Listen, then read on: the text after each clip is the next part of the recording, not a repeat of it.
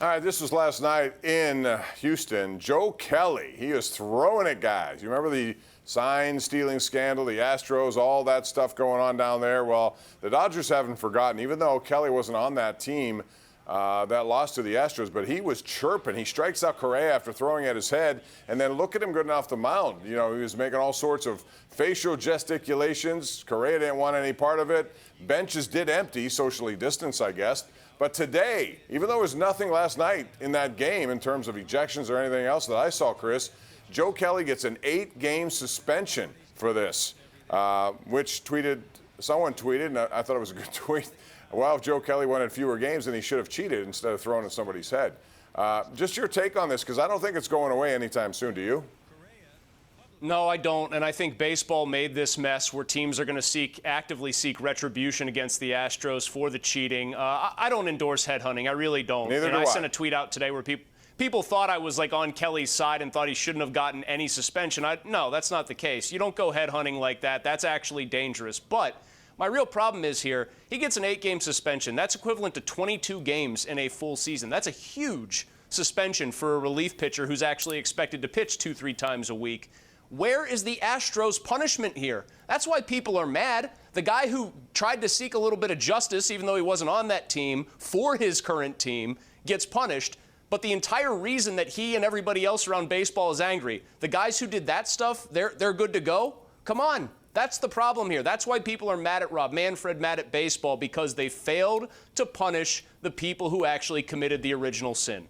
Yeah, but they also went to the players and said, hey, we won't do anything to you as long as you give us information. And that's where they started. And then those players are going to get nothing. You know, the GMs, the managers, all those guys. But the players played a major role in this. And yet nothing happened. And you're right, and this is going to be a rocky season all the way through for the Houston Astros. Let's go to the lines, Chris. We'll begin with Mike in Ross Township. Hey, Mike, how are you? Hey, Bob, Chris, how you doing tonight? Good. Hey, Bob, I thought I caught a glimpse of Major League Baseball saying they were thinking about having 7-inning doubleheaders.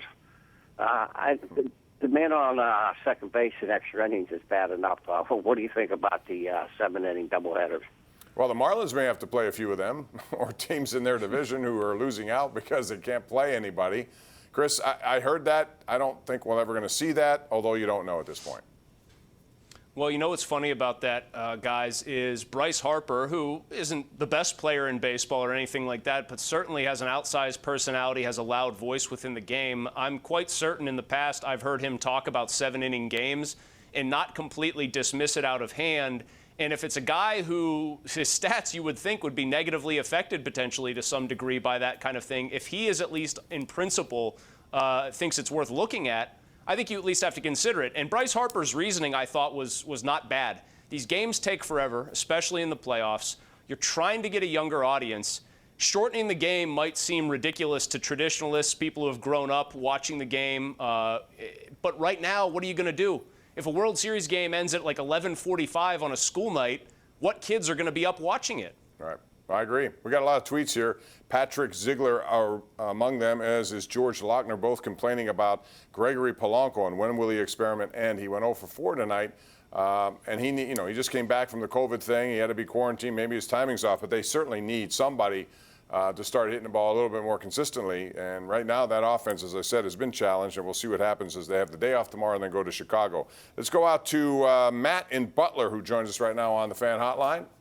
It's not the fan hotline. It's go ahead. Hey, just on that topic, I mean, I don't understand. The lineup keeps changing. Last night, Cole Tucker's in the lineup. He has a couple hits. I get the righty-lefty. Put Cole Tucker in the lineup, see what he can do. This is supposed to be. He says he's going to manage these games like they're all, playoff games. He's changing the lineup every night. Yeah.